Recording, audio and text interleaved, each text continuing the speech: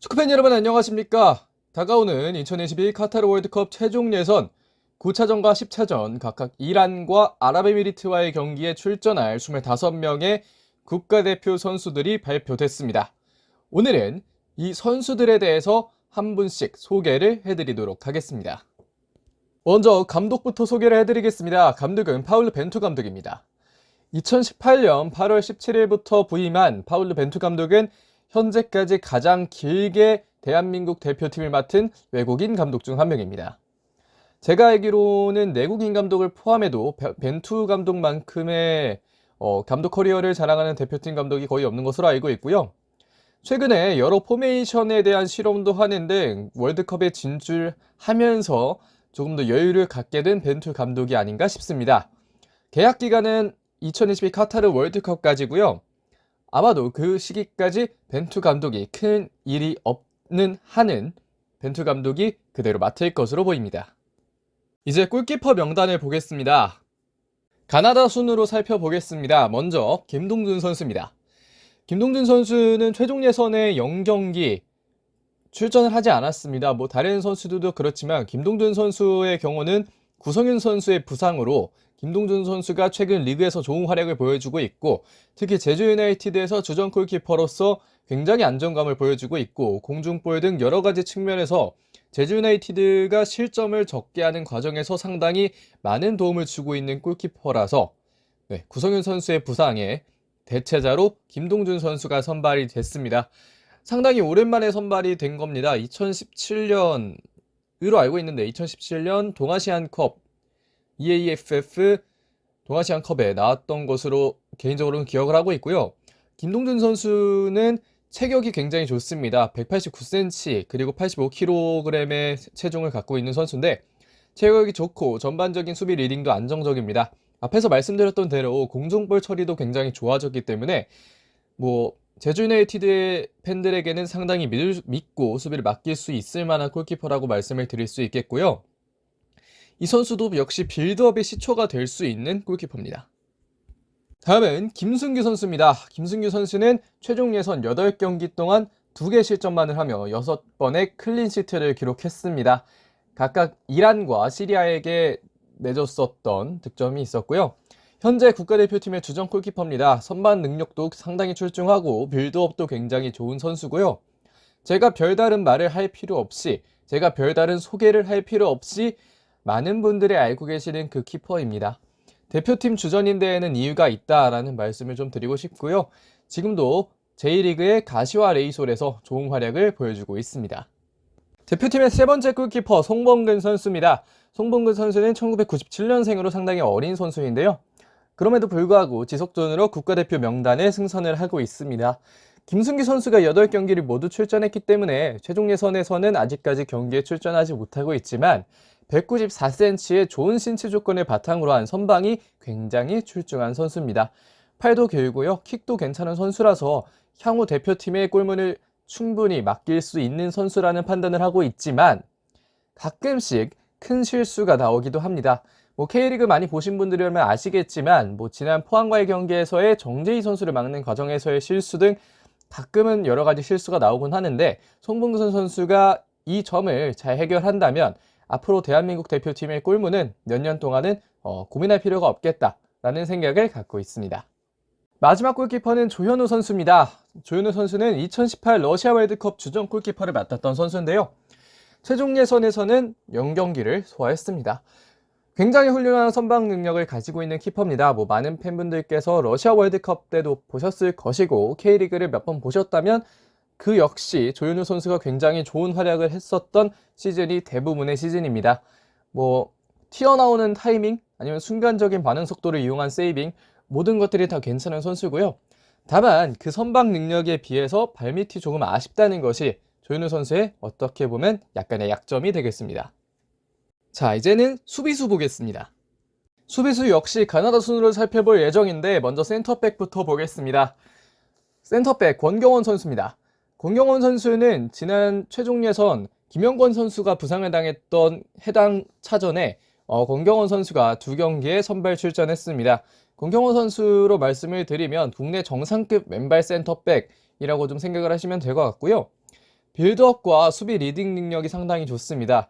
수비적인 측면에서 수비수 본연의 능력도 굉장히 좋은 선수지만 왼발을 사용한 빌드업 혹은 왼쪽 풀백이 전진해 있을 때 그 수비수의 부담까지 덜어주는 수비적인 리딩 능력이 굉장히 좋은 선수입니다. 아직까지 비자 문제로 J리그 경기를 온전하게 소화하지 못했다는 점에서 경기 감각이 얼마나 잘 살아있을지는 조금은 미지수라고 할 수 있겠습니다. 다음 센터백 김민재 선수입니다. 김민재 선수는 최종 예선 8경기 8번의 선발 출전을 했습니다. 1개의 도움을 기록했고요. 그 도움은 손흥민 선수가 시리아전에서 기록했었던 역전골이었습니다. 수비 라인에서 유일한 유럽 구단 센터백입니다. 유럽 구단 출신 센터백은 유이한 선수고요. 현재 유럽 구단에서 좋은 활약을 보이는 센터백으로는 유일합니다. 압도적인 신체 조건을 가지고 있고 굉장히 안정적인 수비를 펼칩니다. 터키 스페르리가에서도 보신 분들 아시겠지만 유럽 선수들을 상대로도 신체에서 밀리지 않습니다. 피지컬이 굉장히 좋은 선수고 탄탄한 선수라는 것을 많은 분들이 알고 계실 것 같고요. 수비 역시 파이터형 수비수라는 얘기가 많았지만 파이터형이든 아니면 뒤에서 묻어치는 성격이든 어떤 수비를 롤을 맡기던지 간에 상당히 좋은 모습을 보여주고 있다라고 보시면 될 것 같고요. 직접 공을 몰고 빌드업도 가능하니 벤투호의 빌드업 과정에서의 하나의 무기가 더 생긴 셈이다 라고 보시면 좋을 것 같습니다. 세 번째 센터백 김영권 선수입니다. 김영권 선수는 앞에서 말씀드렸던 대로 부상이 있었던 2경기를 제외하고 6경기에 모두 선발 출전했습니다. 김영권 선수 역시 국내 정상급 왼발 센터백입니다. 빌드업과 수비 리딩 어느 부분도 뺄 수 없는 선수이고요.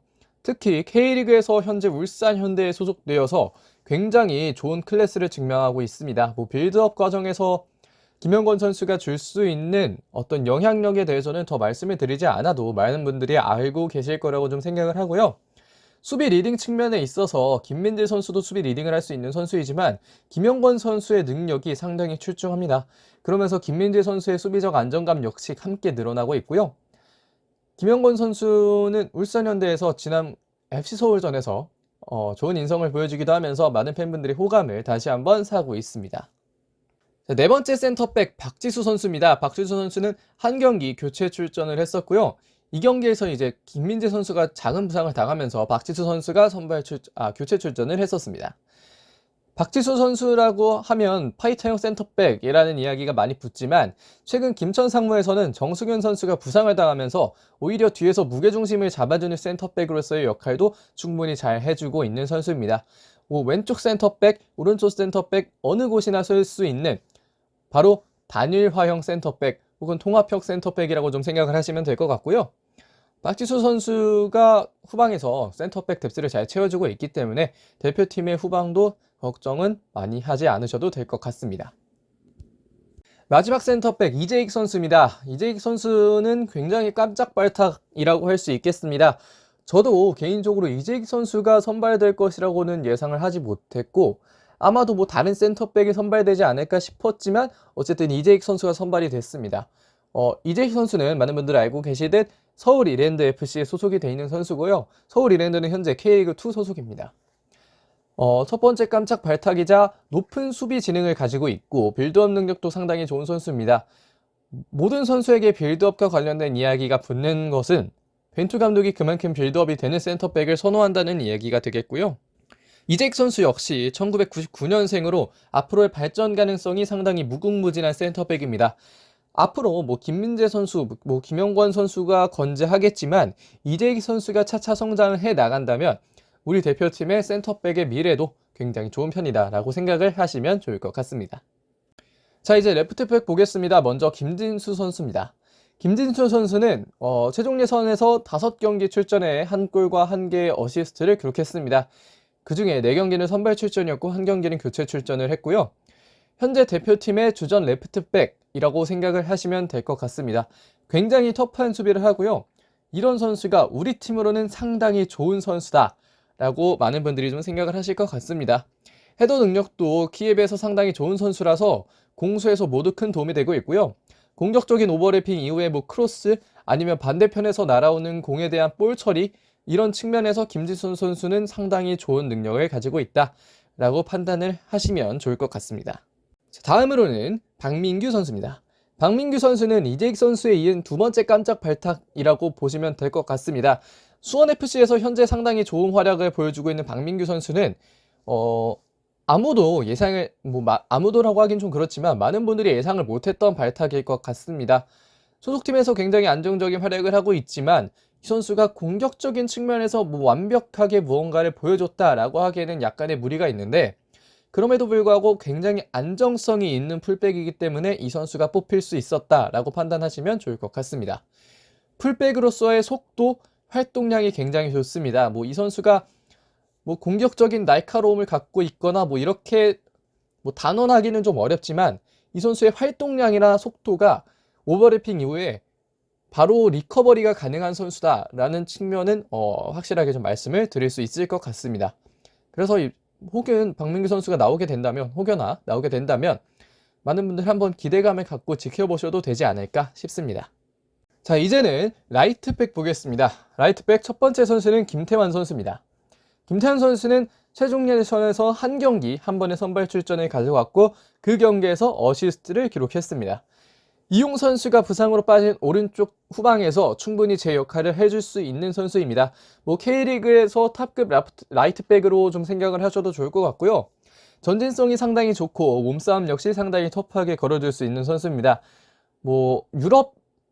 흔히 말하는 유럽 체구를 갖고 있는 선수들과의 몸싸움에서도 밀리지 않는 선수이고요. 대표팀에서의 기싸움 역시 잘 해줄 수 있는 선수라고 보시면 좋을 것 같습니다. 크로스의 정확도 역시 최근은 들어서 점점 더 좋아지고 있기 때문에 김태환 선수의 크로스도 상당히 좋은 공격 무기가 될 수 있을 것으로 보입니다. 자, 두 번째 라이트백은 윤종규 선수입니다. 윤종규 선수는 이용 선수가 빠지면서 하나 빠진 라이트백 뎁스를 채워줄 수 있는 선수입니다. 정발 풀백으로서 수비력과 침투가 상당히 좋습니다. 이 선수가 전술적 움직임도 상당히 잘 가져갈 수 있는 선수이기 때문에 벤투 감독이 아마 윤종규 선수를 선발하지 않았을까 싶고요. 최근 익수볼에서 유사 펩시티라고 하는 익수볼에서 기성용 선수가 후방으로 내려가면서 3백 구성하고 그 위에서 이태석 선수와 함께 3선 구성하면서 침투도 해주고 여러 가지 움직임 가져가면서 상당히 좋은 역할을 해주고 있는 선수이기 때문에 윤종규 선수가 출전한다면 많은 팬분들 기대하면서 지켜보셔도 좋을 것 같습니다. 자, 이제는 미드필더 보겠습니다. 먼저 3선 미드필더들부터 보겠습니다. 먼저 백승호 선수입니다. 백승호 선수는 최종 예선 2경기 출전했습니다. 한 경기는 선발 출전, 한 경기는 교체 출전을 가져갔고요. 백승호 선수의 장점이라고 하면 모두가 알고 있는 킥 능력이 되겠습니다. 이 킥은 패싱이든 아니면 본인이 직접 슈팅을 때리던 어느 측면에서나 백승호 선수의 진가를 드러내고 있는 측면이 아닌가 싶고요. 다만 이 선수가 전문 3선 선수가 아니기 때문에 3선에서는 조금은 아쉬운 모습이 있습니다. 그것이 전북현대에서 이따금씩 드러나고 있긴 한데 백승호 선수는 홀딩 미드필더, 전문 3선 미드필더가 함께 한다면 더 완벽한 선수라고 할 수 있겠습니다. 따라서 3선으로 분류를 했지만 황인범 선수가 빠진 자리를 충분히 메울 수 있는 선수다라고 생각을 하시면 좋을 것 같습니다. 자, 다음은 정우영 선수입니다. 정우영 선수는 현재 대표팀 3선 중 가장 출중한 선수입니다. 현재 대표팀의 어떤 인재 풀 중에 가장 안정적인 선수라고 생각을 하시면 좋을 것 같고요. 피지컬적인 측면에서도 해외 선수들에게 밀리지 않습니다. 사실 3선 중앙 미드필더라고 하면 피지컬적인 측면에서 상대 선수에게 밀리지 않고 자신감을 갖고 있어야 하는데 정우영 선수가 그런 측면에서 상당히 좋은 선수라고 생각을 하시면 좋을 것 같고요. 최종 예선에서는 5경기를 뛰었습니다. 5경기 모두 풀타임을 뛰었고 한 번의 경고 누적 출장 정지가 있었습니다. 1, 2차전에는 코로나 양성 반응으로 인해서 경기를 뛰지 못했었고요. 다른 경기에서는 모두 좋은 경기를 보여줬습니다. 빌드업과 홀딩 역할을 하면서 모두 안정적인 플레이를 보여주고 있다라고 많은 팬분들 생각하실 것 같습니다. 이제는 중앙 미드필더 보겠습니다. 중앙 미드필더 김진규 선수입니다. 김진규 선수는 최종 예선 한 경기 한 번의 교체 출전을 가져갔습니다. 아마 터키 전지훈련에서 상당히 인상 깊게 보신 분들이 많을 것 같은데요. K리그2에 있지만 능력만큼은 상당히 인정받은 중앙 미드필더입니다. 공격 전개 과정에서 찔러주거나 아니면 로빙으로 띄워주거나 여러가지 측면에서 공격 전개에 충분히 도움을 줄 수 있는 선수이고요. 벤투호에 어울리는 중앙 미드필더라고 보시면 될 것 같습니다. 벤투 감독이 원하는 중앙 미드필더 스타일에 어느 정도 부합하는 선수라고 좀 보실 수 있을 것 같고요. 앞에서 말씀드렸던 대로 패싱이 상당히 좋습니다. 자, 다음 중앙 미드필더 이재성 선수입니다. 이재성 선수는 최종 예선 8경기 7번의 선발 출전, 1번의 교체 출전하면서 1골과 2개 어시스트를 기록했습니다. 누가 말하지 않아도 모두가 알고 있는 실력입니다. 그래서 제가 이 선수의 실력에 대해서 말씀드리는 것은 좀 굳이 말씀드리지 않아도 될 것 같다는 생각이 들고요. 활동량, 패싱, 어디서도 빠지지 않는 선수입니다. 그만큼 좋은 능력을 갖고 있기 때문에 벤투호의 주전 중앙 미드필더로서 활약을 하고 있고요. 마인츠에서 현재 굉장히 좋은 활약을 펼고 있습니다. 자, 이제 대표팀의 윙포워드 보겠습니다. 먼저 가나다순 권창훈 선수입니다. 최종 예선 4경기를 출전했습니다. 1경기는 선발 출전, 3번의 교체 출전이 있었고요. 2번의 득점을 기록했습니다. 오른쪽 윙포워드로 기용이 되든 아니면 중앙에서 약간 오른쪽 처진 메잘라로 기용이 되든 어느 측면에서나 온더볼이 좋기 때문에 플레이메이킹이 상당히 좋습니다. 오프더볼 역시 상당히 좋은 선수고요. 온더볼에서는 상당히 누구보다 강력한 선수다라고 좀 판단을 하시면 될 것 같습니다. 군인의 패기로 이란을 누르는 것이 쌉 가능할 선수다라고 판단을 하실 수 있을 것 같습니다.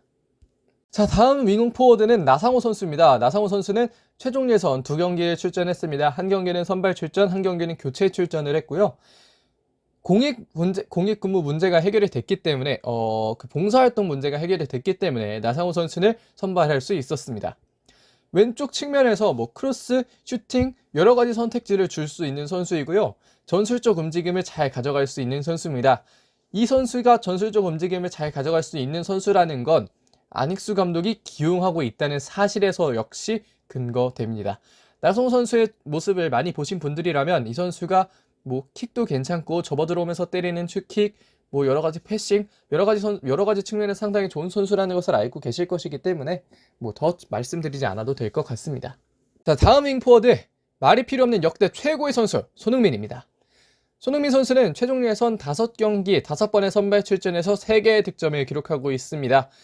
앞에서 말씀드렸던 대로 정말 말이 필요 없는 GOAT, Greatest of All Time, 정말 대단한 선수고 대표팀에서의 공격력 역시 이전보다 상당히 많이 올라온 모습입니다. 이란전 득점이나 시리아전 득점 여러 가지 측면에서 많은 분들이 지켜보셨을 것 같고요. 캡틴손, 단 한마디로 손흥민 선수가 대표팀의 중심인 선수다. 손흥민 선수가 없어서 안 굴러가는 팀은 아니지만 손흥민 선수가 있음으로 인해서 훨씬 더 클래스가 올라갈 수 있는 팀이 우리 대표팀이 아닐까 싶습니다.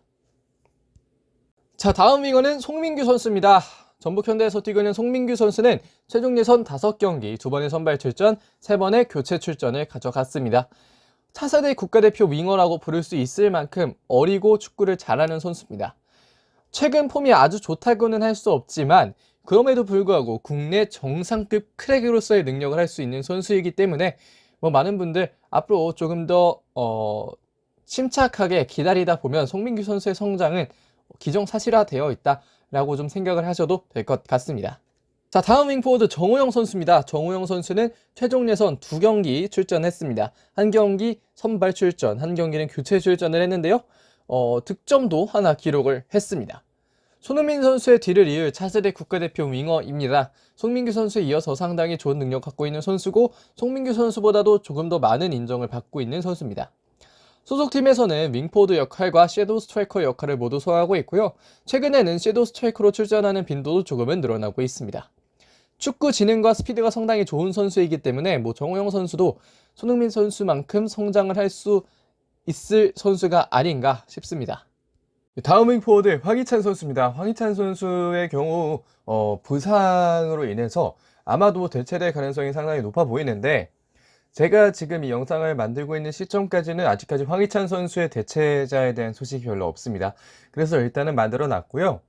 황희찬 선수는 지난 경기 햄스트링을 잡고 일단은 본인이 교체를 해달라고 해서 교체가 됐습니다. 이런 경우에는 보통 이제 선수 보호 차원에서 선발을 하지 않는 것이 보통의 일인데 아마도 지금 3포트가 상당히 중요한 상황이고 또 명단을 발표할 당시에는 황희찬 선수의 부상 리포트에 대한 것이 바로 도착한 상황이 아니면서 지금 기술위원회에서 이 선수는 어떤 선수를 뽑아야겠다라고 아직까지 판단을 내리지 못한 상태라고 생각이 되기 때문에 아마도 끝까지 좀 살펴보시는 것이 도움이 좀 되지 않을까 싶습니다. 자, 이제는 공격수들을 보겠습니다. 자, 스트라이커 보겠습니다. 스트라이커는 역시 가나다 순서로 가겠습니다. 먼저 조규성 선수입니다. 조규성 선수는 최종 예선 5경기 한 번의 선발 출전 그리고 한 번의 교체 출전을 가져가면서 한 골과 한 개의 어시스트를 기록했습니다. 현재 K리그1 최고의 스트라이커 중 하나이고요. 후반까지 내려오면서 연계도 가능한 선수입니다. 터키가 지켜보고 있다라는 기사가 나올 만큼 상당히 유럽에서도 지켜보고 있는 선수이고요. 98년생이면서도 이번 해 9월에 병역 문제가 해결되는 선수이기 때문에 유럽으로의 진출 가능성이 상당히 높은 선수입니다. 자, 이번 영상 마지막으로 소개해드릴 선수 황의조 선수입니다. 황의조 선수는 최종 예선 6경기 5번의 선발 출전, 1번의 교체 출전하면서 1개의 도움을 기록했습니다. 최근에도 점점 소속팀에서 좋은 움직임을 보여주고 있는데요. 특유의 발목 힘을 바탕으로 슈팅의 강도가 상당히 좋고 정확합니다. 괜히 프랑스 리그에서 뛰고 있는 것이 아니고 프랑스 리그의 명문팀 중 하나인 지롱댕 보르도에서 주전으로 출전을 하는 것이 아니다 라는 좀 말씀을 드리고 싶고요. 다만 보르도의 현재 성적은 상당히 안습입니다. 최근 A매치 득점이 2021년 6월이라는 점은 조금은 아쉬운 측면이 될 것 같은데요. 황의조 선수가 하루빨리 좀 득점을 해서 자신감을 올릴 수 있기를 바라겠습니다. 자, 지금까지 대한민국 대표팀의 명단을 살펴봤습니다. 제가 원래는 대한민국 대표팀 명단을 잘 리뷰하지 않고 앞에서 한 1, 2차전 설명을 드리면서 한 번쯤 명단을 짚어보고 할 필요가 있겠다 싶어서 소개해드렸던 것 제외하고는 웬만해서 해외 팀들만 소개를 드렸는데요. 아무래도 월드컵 진출을 확정 지은 상황에서 뽑을 수 있는 가장 좋은 선수들을 뽑고 있다라고 판단을 했기 때문에 한 번쯤은 좀 다루는 게 좋겠다라고 판단을 했고, 많은 팬분들이 모르는 선수도 선발이 돼서 이 선수들에 대한 소개도 해드리면 많은 팬분들께서 조금 더 A매치를 보는데 도움이 되시지 않을까 싶었습니다. 아무쪼록 좀 영상을 잘 봐주셨으면 좋겠다라는 생각을 갖고 있고요. 앞으로도 많은 좋은 영상 만들도록 하겠습니다. 시청해주셔서 고맙습니다.